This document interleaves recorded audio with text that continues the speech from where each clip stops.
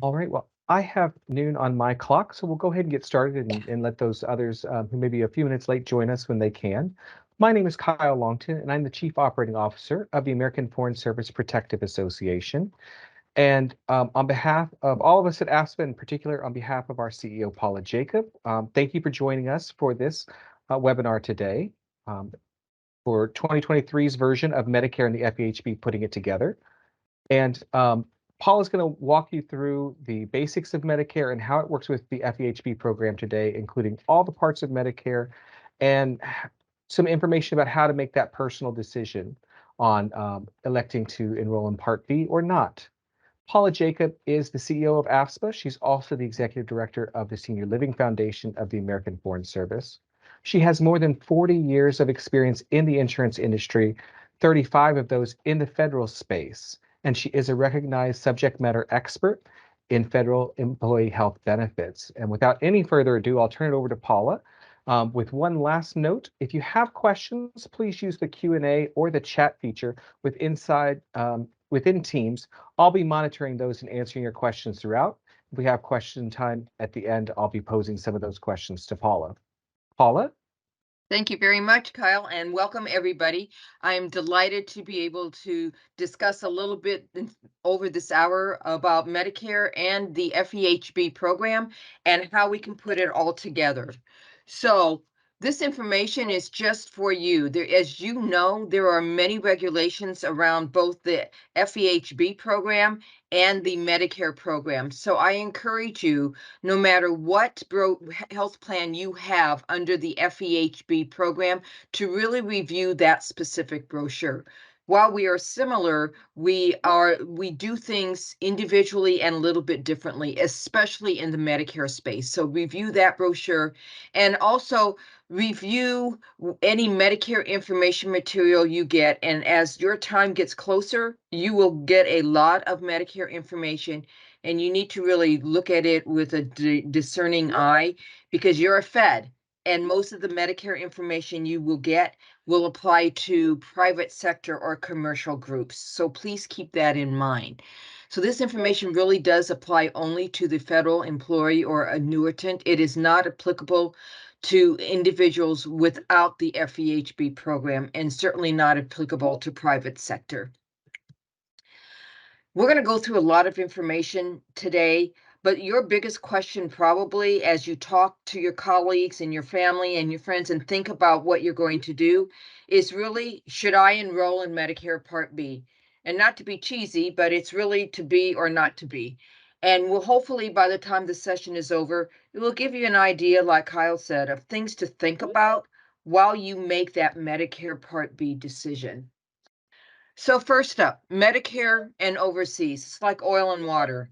Medicare does not cover care you receive outside the US. And I have to say, except in certain very limited situations, you're on a cruise or something like that. But normally and generally, there is no Medicare coverage for any care that you receive overseas. Your FEHB, your fee for service FEHB plan, remains the primary carrier for services you receive outside of the 50 United States. Regardless of your Medicare Part A and or Medicare Part B status, if you receive care overseas, you must file a claim with your health plan, even if you have Medicare Part A and B. That has to go directly to your health plan. So here's what we're going to cover in the next hour. I'm going to go over the 4 parts of Medicare, Medicare Part A, B, C, and D. I'm going to talk about the premium. I'm going to talk about the out-of-pocket cost. And when I talk about that, it means your out-of-pocket cost, not ours. And we're going to go through the different provider types. We're also going to go through how the plans work with Medicare coverage.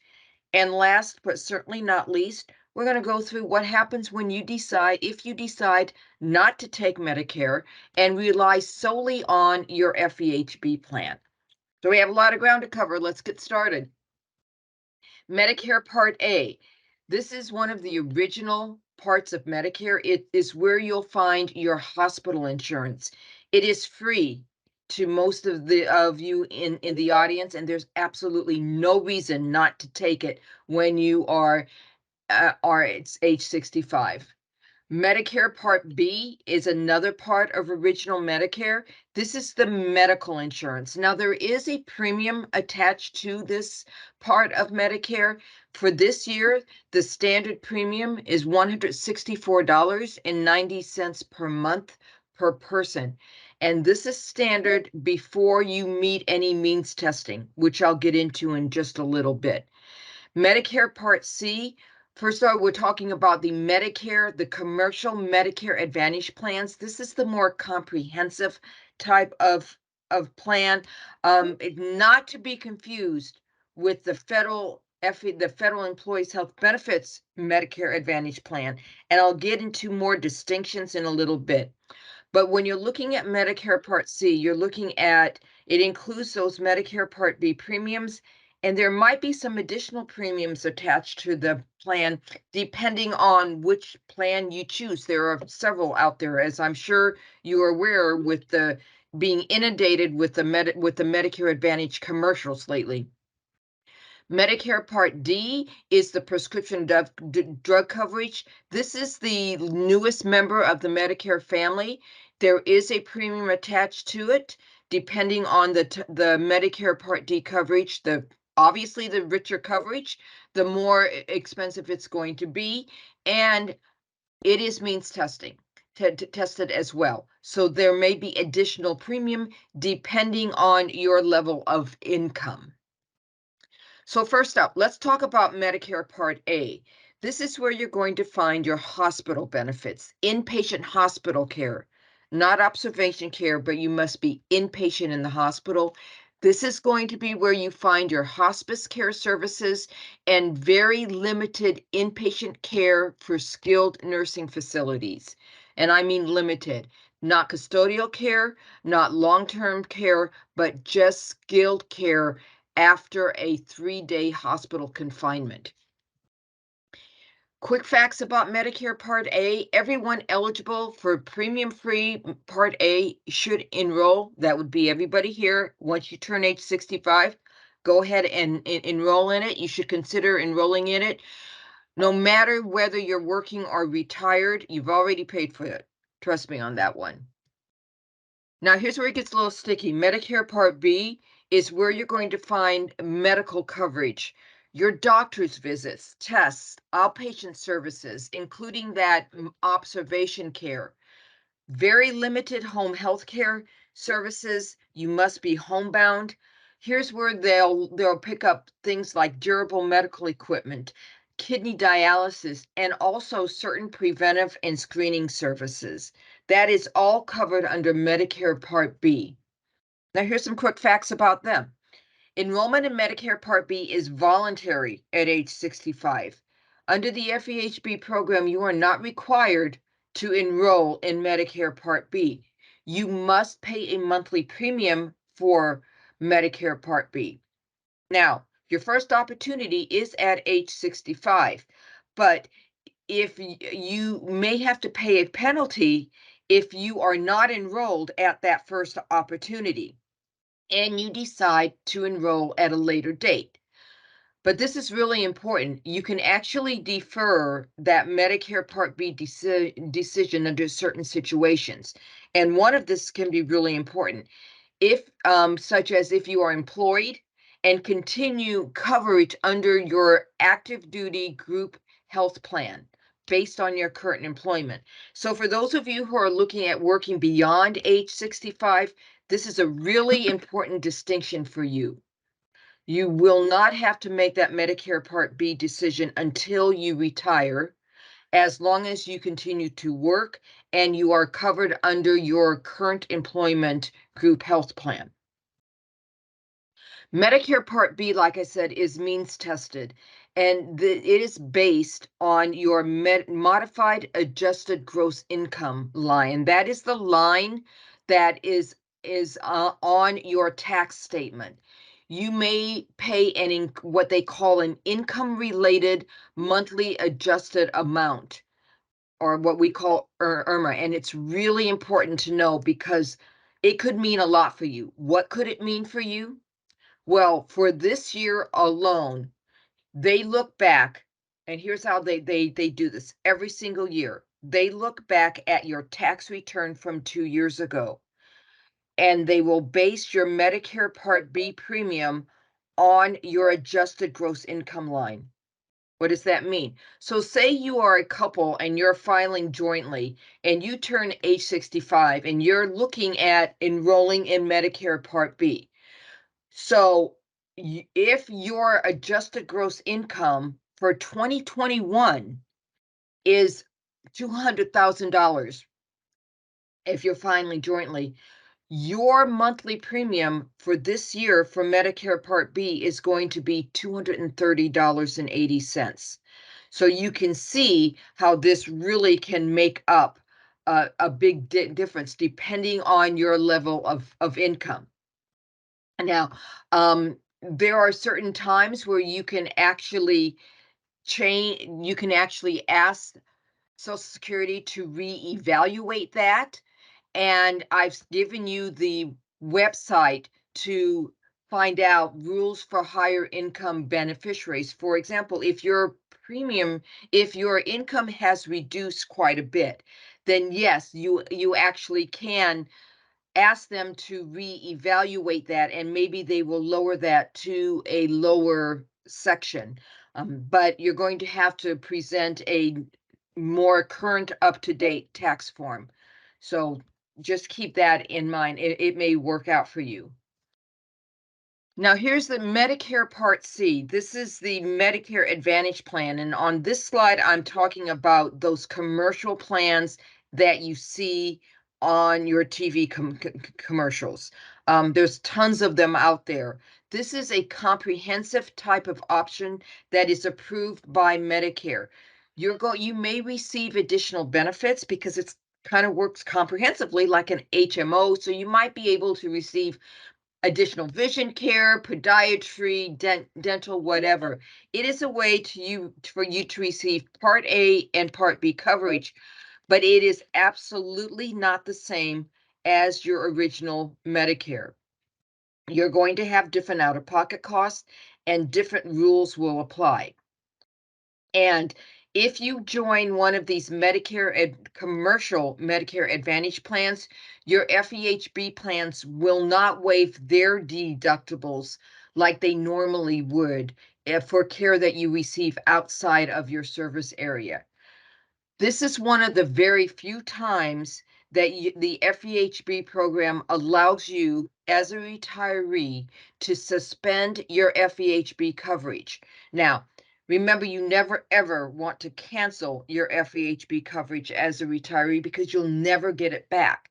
But in this particular instance, you are not canceling, you are only suspending it. So if you decide you don't like that commercial Medicare Advantage plan, you can come back into the FEHB fold at open season. So it's really a good option for anybody who might be looking at a commercial Medicare Advantage plan. Now, Medicare Part D, this is the prescription drug coverage, and here's some quick facts about this. Your costs are going to vary. Your premium cost and deductible and stuff is going to vary depending on the type of plan that you would choose. Most people will pay that monthly premium for the prescription drug coverage. And if you are higher income, you're going to pay a higher premium based on IRMA, and you're going to pay the deductibles and copays. Now, the good news for you is that all FEHB plans are considered to be creditable coverage. What does that mean? That means that your FEHB plan, you already have medication drug benefits in your plan that are as good, if not better, than your standard prescription drug coverage under Medicare Part D. So, according to OPM, federal retirees likely will not benefit from enrolling in a Medicare Part D plan and paying that extra premium for a Medicare Part D plan because you already have great drug benefits underneath your FEHB plan. So it saves you a ton of money, actually. So let's go over when you sign up for Medicare. So your initial enrollment period is at age 65. You have 3 months before your 65th birthday, the month of your birthday, and then 3 months after your 65th birthday. Everyone eligible, again, for a premium-free Medicare Part A should enroll at age 65 during that 7-month period, regardless of your work status. Believe me, you've already earned those benefits. Now, you also have a general enrollment period. If you decide for whatever reason not to enroll at your first opportunity, your initial enrollment period, that's fine. You can make that decision at every year. The general enrollment period is annually from January to March of any year, and it takes effect in July of that year. However, since you did not enroll at your first opportunity, you may have to pay what they call a Part B late penalty. And it's really important to understand that, because for every 12-month period that you could have had Medicare and did not, your Medicare Part B premium will increase by 10%. For example, and this is excluding any of that ERMR, that adjusted high income cost. So say that you are 65, retired, you decide you don't want Medicare Part B, that's okay. You decide at 68, maybe you want that extra coverage. You enroll in the general enrollment period, you're good, but you're going to pay the standard premium plus that 10% for each year, 12-month period, which is an additional 30%. And that doesn't count with any of the ERMRs. So they really mean what they say is make your decision at your initial enrollment period or be subject to that late enrollment penalty, with an exception. And this is important. I said it a little bit. There is a special enrollment period.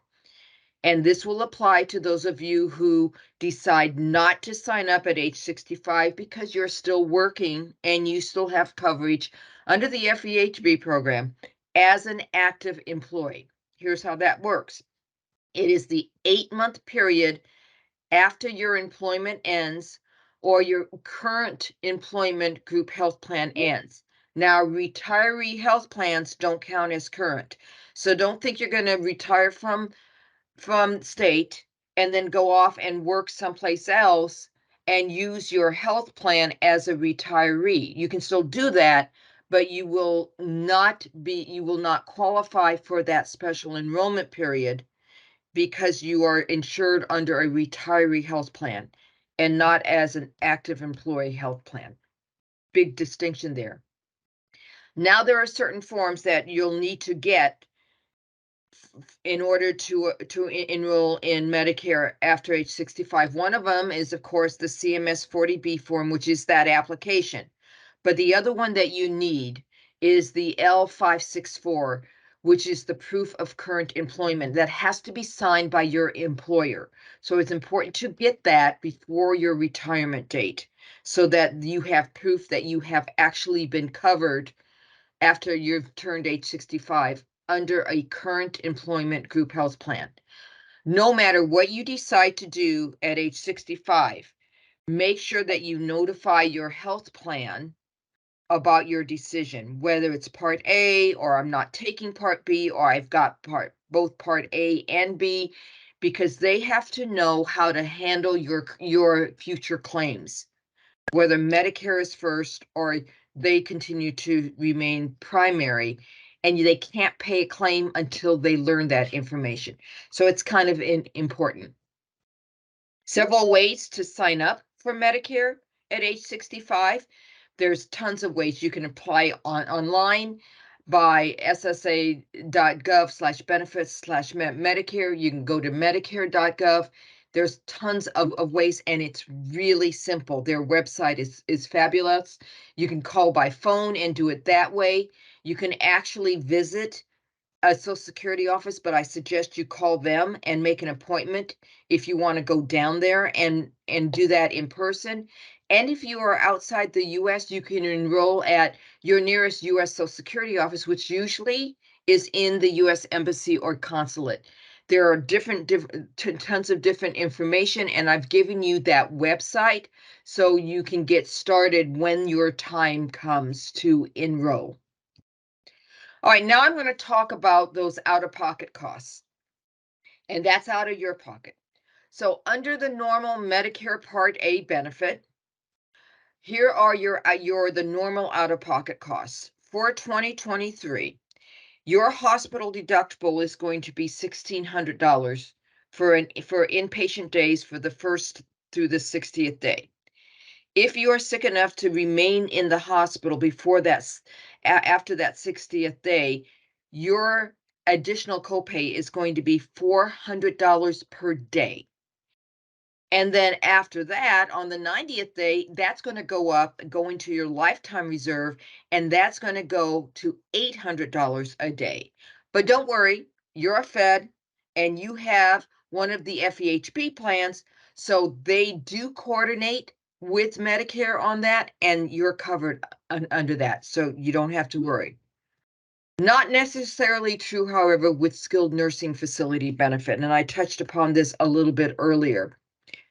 Your first through 20th day is covered at 100% under Medicare Part A, as long as you have been in a hospital for 3 days and discharged from that hospital into a Medicare-approved skilled nursing facility and are receiving skilled care. On the 21st day, however, your daily copay will go up to $200 a day for the 21st through 100th day, as long as you are continuing to receive what they define as skilled care. Now, your federal employees, your FEHB plan, depending on what plan you have, and this is why you really need to look at your individual health plan, it runs the gamut. It can be anywhere from no benefits to 60 days to 30 days. The most available is 90 days, and they will coordinate from day one on Medicare. So it's really important. Thus, long-term care insurance is probably the way to go on this. So there's lots of costs surrounding Medicare Part A coverage, but as a Fed, your health plan will pick up most of those copays. Now let's talk about Medicare Part B coverage. Not quite as draconian. So the yearly deductible under Medicare Part B is $226 for 2023. You're responsible for that. You're also responsible for that 20% coinsurance that Medicare doesn't pay. It's hooked up with Medicare pays 80%, and you're responsible for 20%. Lucky for you, you're a Fed, because your health plan will cover those costs. Now, you may have extra billing if you go to what they call a non-participating physician, depending on what federal health plan you have. So let's talk about these physicians, because I know you think that there's tons of different types of physicians, but when you're talking about Medicare Part B, we're only talking about basically 3 types of physicians, and here they are.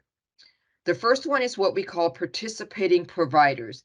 Now, these providers have agreed to accept Medicare, what they approve as the amount, and they will only charge you up to the deductible and that 20%. No problem.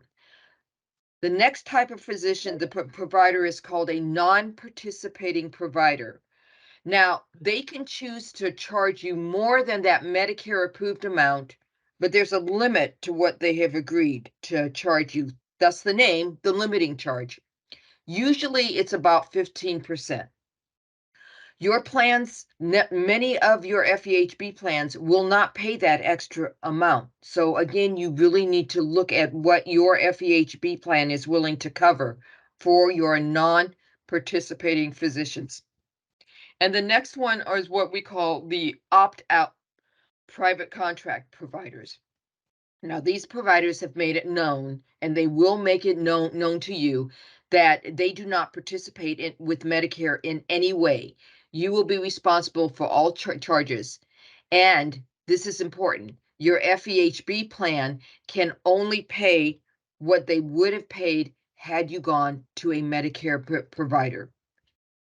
I have a chart here to try to differentiate these.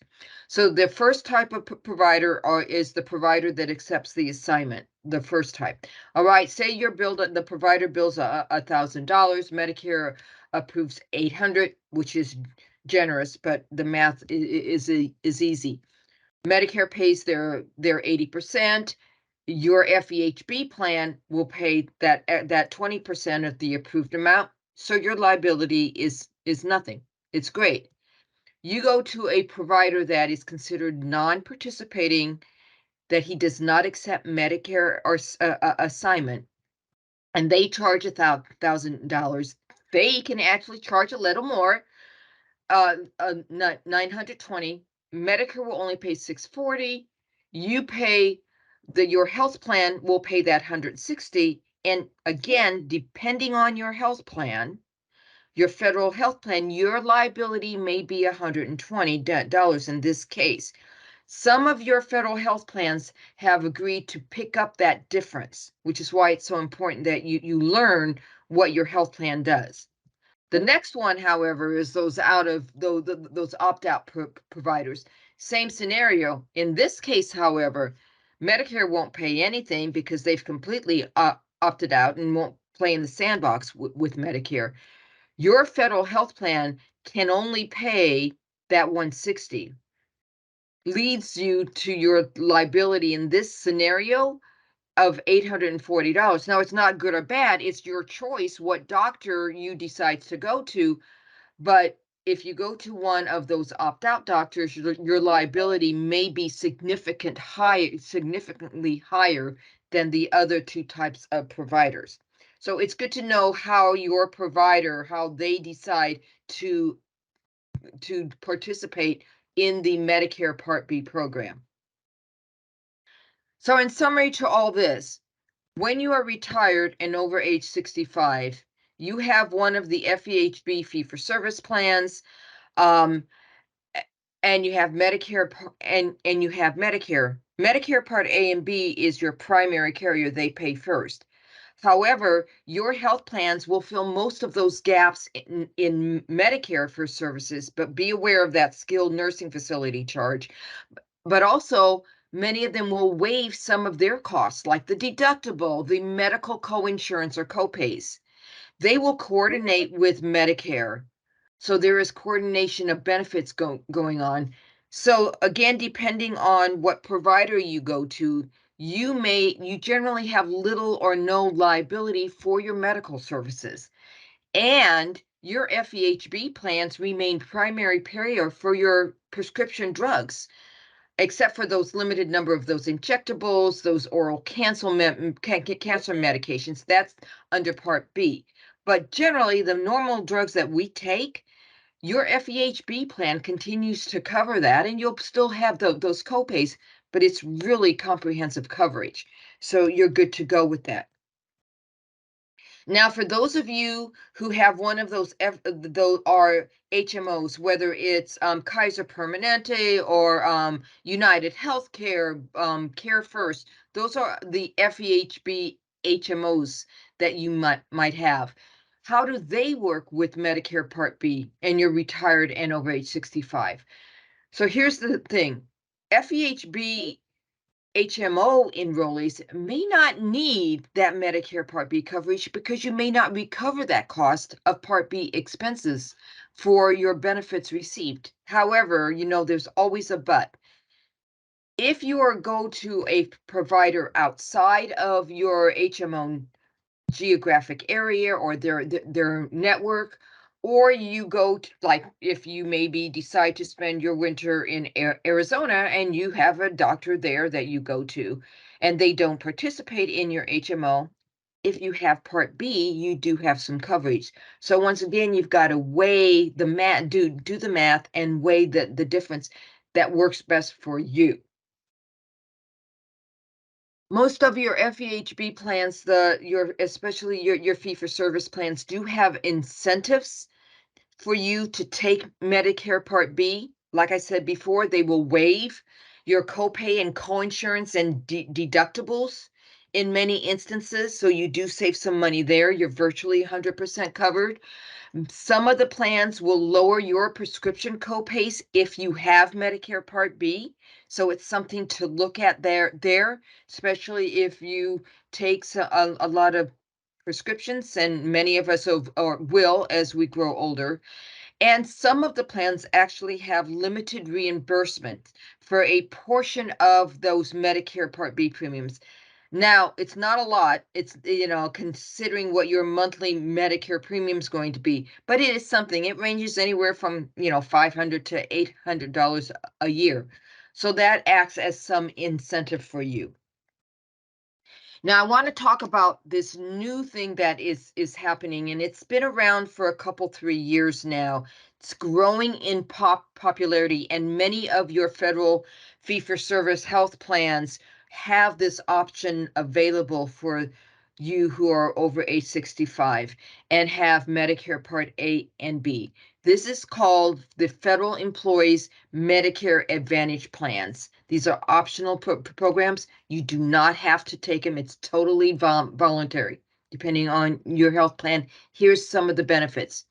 Meal delivery services after a hospital stay, so you don't have to worry about going to the grocery store or cooking and stuff like that. Transportation to medical appointments, telehealth. Many of them have fitness benefits through silver sneakers, so it may be very valuable to some of you. And there's a lot of other different things. Premium Part B, premium reduction through reimbursement, that can be very valuable to many people, even higher than the normal ones that I talked about as some of the regular incentives. But here's some catch, and you need to understand the difference. You must be, in order to enroll in one of these federal employees Medicare Advantage plans, you must be enrolled in both Medicare Parts A and B.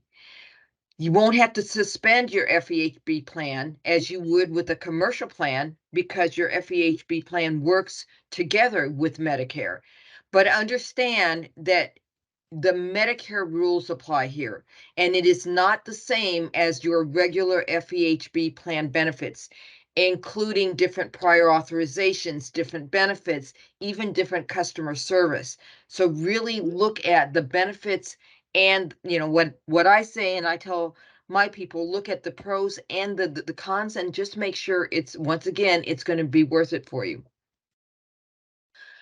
Okay, here's some ins and outs of the Medicare and the FEHB program. Medicare does not provide coverage for spouses or children. So you know how under the FEHB program you have self only, self plus one, self and family, doesn't exist in the Medicare program. Those premiums I talked about are per person. So if you and a spouse enroll in Medicare Part B, those premiums are for each of you, not both of you. Big difference there. If you have a spouse, if you're age 65 and you want to enroll in the Medicare program, but your spouse isn't there yet, don't worry about it.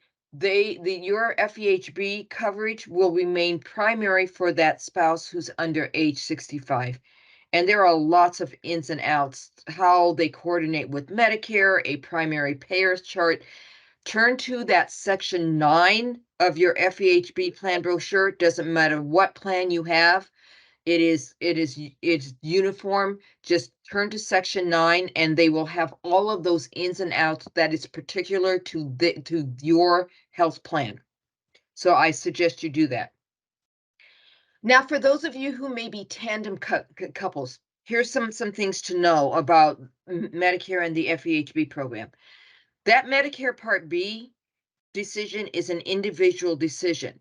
You both don't have to have Medicare Part B. So just remember that. Your FEHB plan will remain primary on the spouse who doesn't have Medicare Part B, regardless of their age. Now, remember I talked about that special enrollment period. For those tandem couples, just consider this. If one of you retired and the other one remains active, continues to be an employee, and has that coverage under their active employment, you may want to go under your active duty spouse's plan as self plus one or self and family. Why is that? Because that plan is based on your spouse's current employment, and you would qualify for that special enrollment period when your active spouse retires.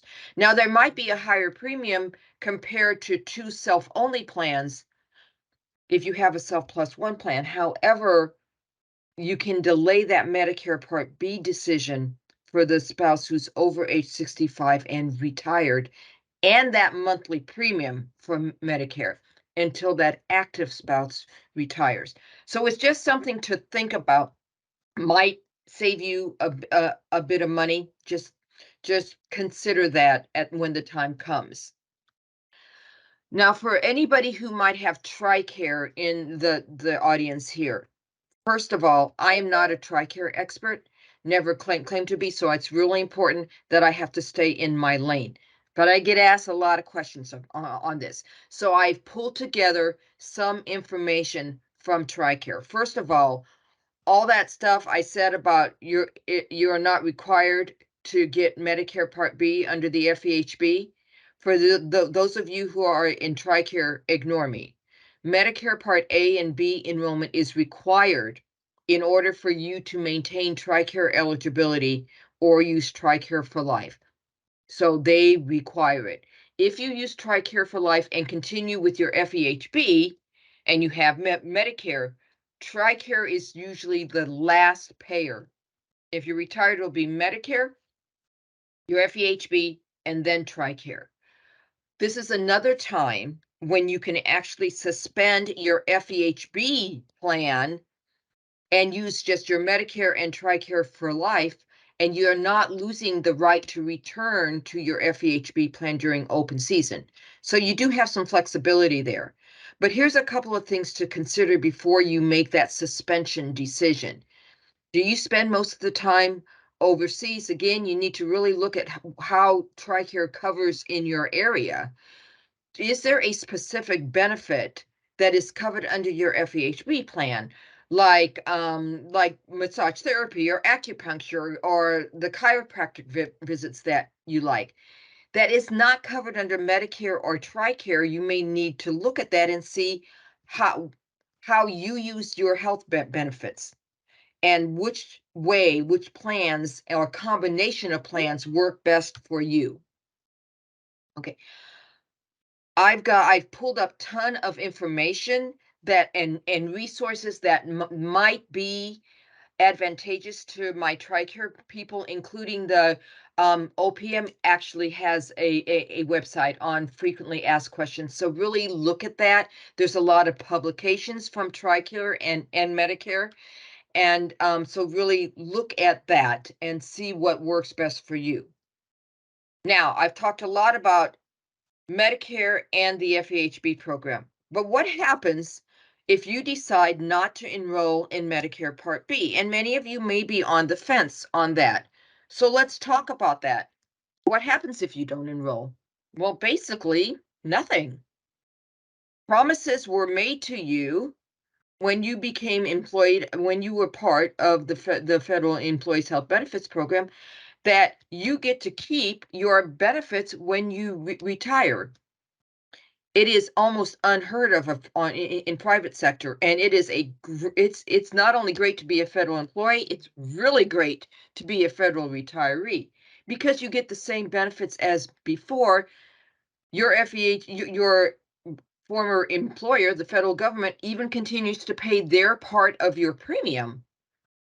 So it is really a great benefit, and because of this little law 890.905, it's an FEHB law, your liability may very well be limited because by law, here's how that works. Your fee-for-service FEHB plans must limit our benefits for inpatient care and physician care to those payments that you would have been entitled to had you had Medicare. And by law, your Medicare participating or non-participating, those first two providers I talked about, or the hospital can't bill you for more than they could have billed Medicare.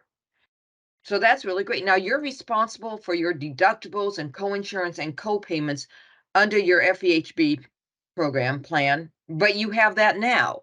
So once again, nothing changes. Now, those opt-out physicians, some outpatient hospital care, and maybe non-physician based care like your medical equipment companies, they're not covered by this law. But just because they don't participate in Medicare does not mean they don't participate with your health plans as a network provider. And those discounts are already negotiated for you. So you still have some protection there. So I know that just complicates your decision. And many of you are probably thinking, well, why should I take Medicare Part B if I'm still covered under my Federal Employees Health Benefits Plan? So here's some other things to consider, because again, it is an individual decision. Okay, should I or shouldn't I? So let's ask yourself some questions. First, are you going to spend a great deal of time outside the US? If that answer is yes, then I would really caution you about buying Medicare Part B. No matter where in the world you are, your fee-for-service plan, for good or bad, will cover you overseas. And depending on what fee-for-service plans you have, it's either a lot or a little. So you need to look at that. Secondly, what is your financial situation? I want to talk about this a little bit. While you might be concerned about that chart I put up about the modified adjusted gross income and how much you're going to have to pay individually based on your income, and it could change every year because they go back every year to look at it, consider the cost of healthcare. You'd have to be under a rock not to know that the cost of healthcare is rising every single day. All right. So you may really want to think about that, because when you are covered under Medicare and your FEHB plan, you're virtually, depending on what provider you have, covered 100%. And then, of course, you have your prescription medication copays and such can continue, but it's a really good benefit. And understand, if you are ever looking at enrolling in one of those federal Medicare Advantage plans that's sponsored by your health plans, you must be enrolled in Medicare Part B. It's a requirement. So that also could put a monkey wrench in it. Here's a couple of other things. How's your health? Now, I know that when we retire, at least I'm looking forward to when the day comes to, I'm going to get healthier. I'm going to hike. I'm going to do all this stuff. My stress level is going to go down, and that's going to be great. But how long is that going to last? As we age, trust me when I tell you, we are more likely to seek medical care. And it's not going to be once every 6 months. And it's not going to be just with your favorite PCP. It's going to be maybe with different specialists. And speaking of PCPs, this is really important too. Do your favorite doctors accept Medicare?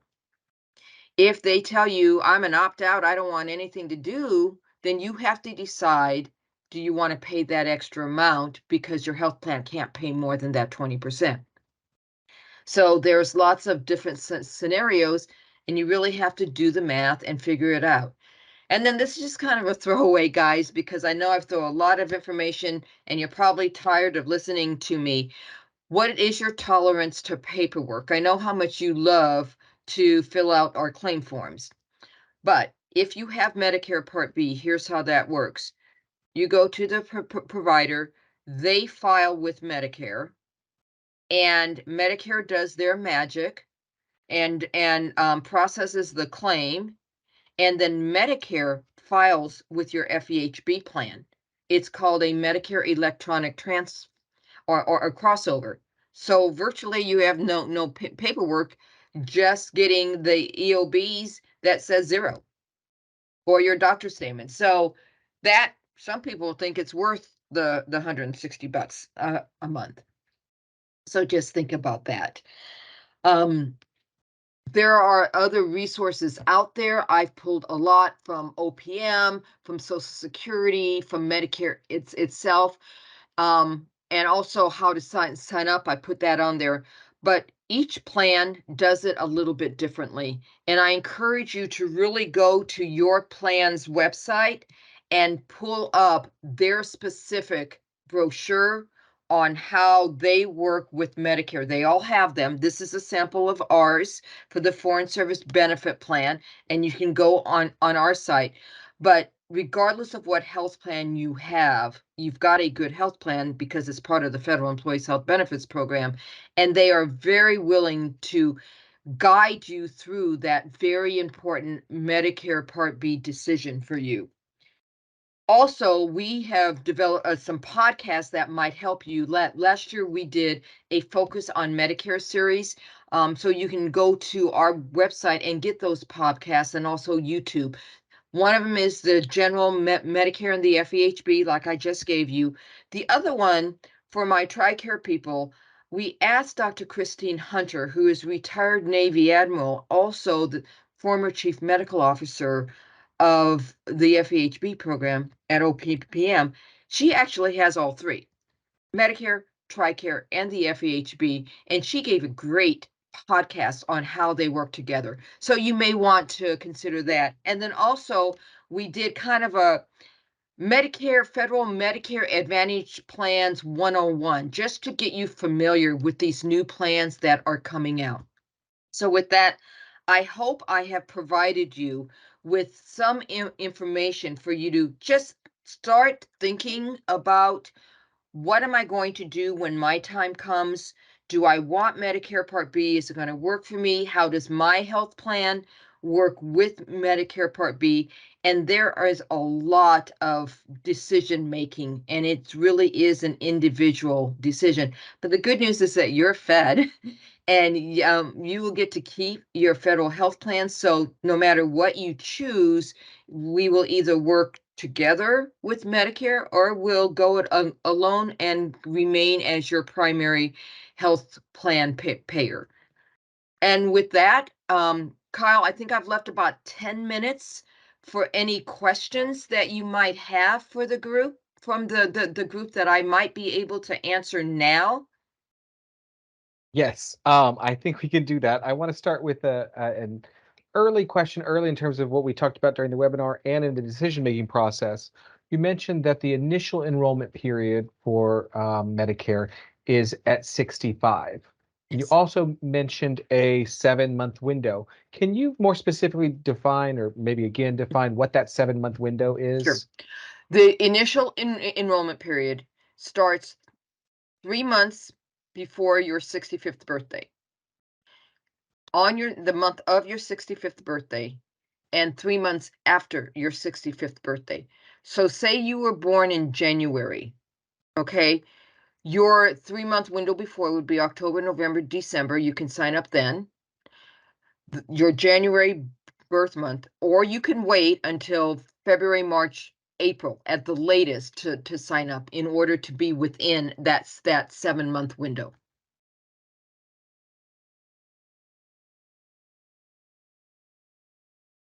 Thank you very much. I'm sorry, there's a lot of questions coming in. I'm trying to field them as they come. So, Paula, you talked about how Medicare covers when you're in a skilled nursing facility Yeah. receiving skilled care. There were Okay. some questions, and this is broad and perhaps unique to each person.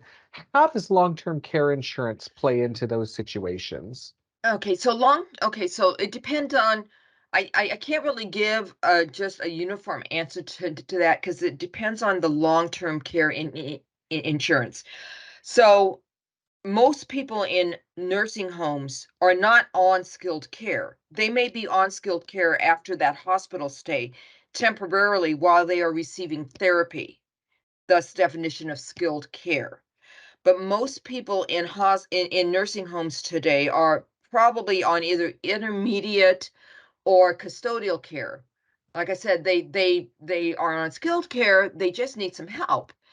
Medicare has absolutely nothing to do with that type of care. So it is so important that that you look at long-term care policies to cover that, because long-term care policies, unlike your health plan, unlike Medicare Part A, long-term care policies will cover your stay in nursing homes for all levels of care.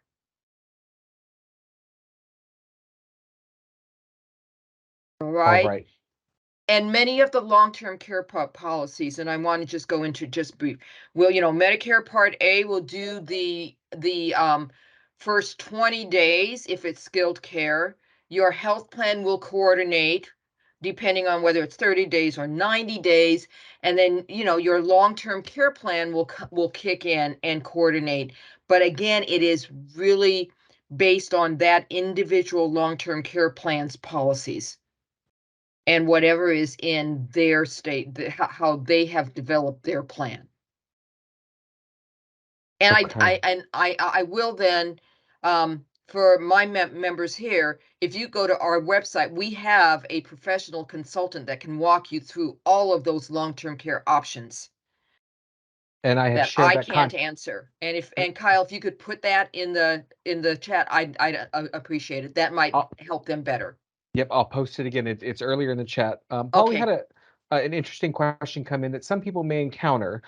Someone says that as an example, their Medicare is effective June 1st, 2023, but they don't retire until close of business June 30th, 2023. So who's primary when? While they're actively employed, but they have Medicare and FEHB. Okay, then while they're actively employed, during that day, that active employment time, your FEHB plan would be primary, and then Medicare would be secondary. Once you retire, Medicare is primary, and your FEHB plan backs away and is secondary payer. And that you can find that in section 9 of your health plan, regardless of what health plan you have. There's a chart there that will help you. Good. And Paula, one of the questions we just got in, and it's been endorsed by a couple people, is there any advantage to delaying to that last 3 month period following your 65th birthday, sort of waiting to the end of that initial Yeah. period to enroll? Okay, well, I can speak from personal experience there because I just went through that. My birthday is in November. Happy birthday to me, but I actually did wait till February because I didn't want to pay the extra premium until I absolutely had to. So, yes, there is an advantage. It takes hold quickly. So, if you it just depends on your individual decision. That's why they really give you that 7-month period.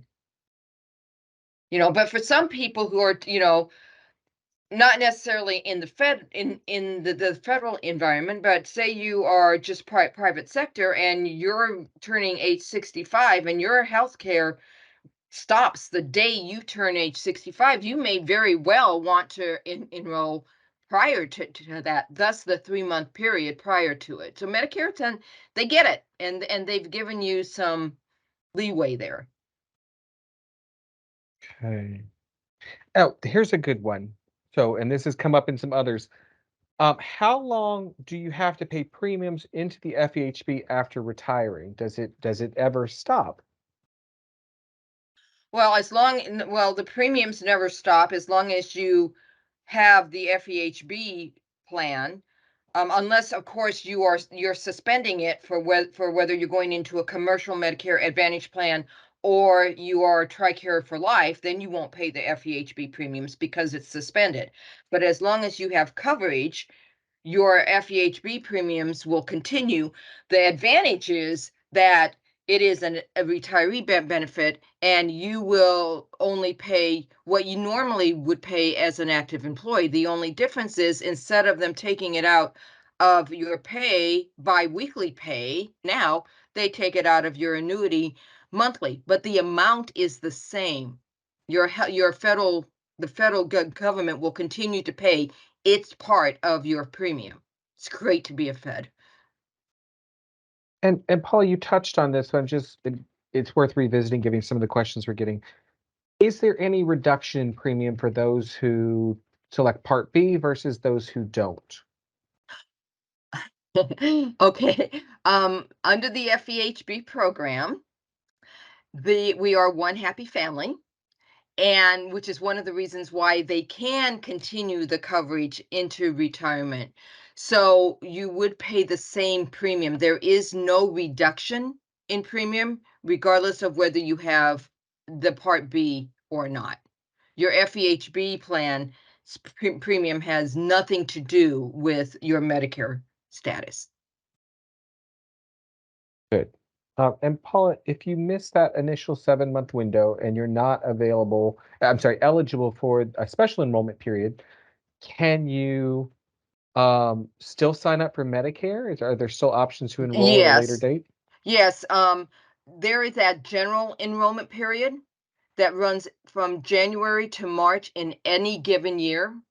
You can go ahead and sign up for Medicare Part B during that enrollment period. It will take effect in July of that year, but understand that they will look at that and you might be subjected to that late enrollment penalty. All right. And I'm going back through some of the earlier questions we had. And I just want to mention, because this has come up several times, this program is being recorded, and you should receive notification and access to the recording once the program concludes.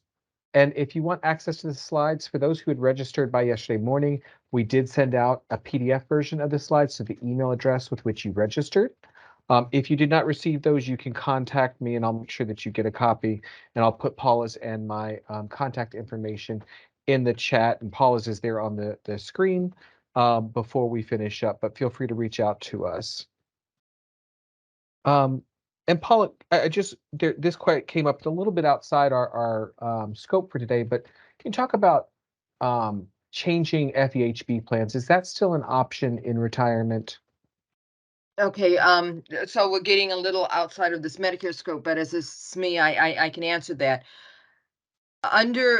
When you retire from the government and you continue to be enrolled in the FEHB program, open season comes around for you just like it does anybody else. You can change plans or options during open season as a retiree.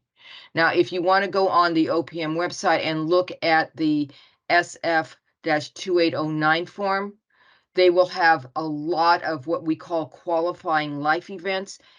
The qualifying life events for retirees are different than the qualifying life events for active duty because of that premium conversion with the tax thing. But what you want to look at all of the qualifying life events that start with 2A, 2B, 2C, unlike active duty, which is 1A, 1B, 1C, and on. Right. And I'm just looking, and Paula, does someone have to take action to sign up for Part A when they turn 65, or does it just happen automatically? So no, it does not happen automatically, and you should enroll in it. Take the action at age 65, and go on those websites, Medicare.gov, SSA.gov, and it literally took me 7 minutes.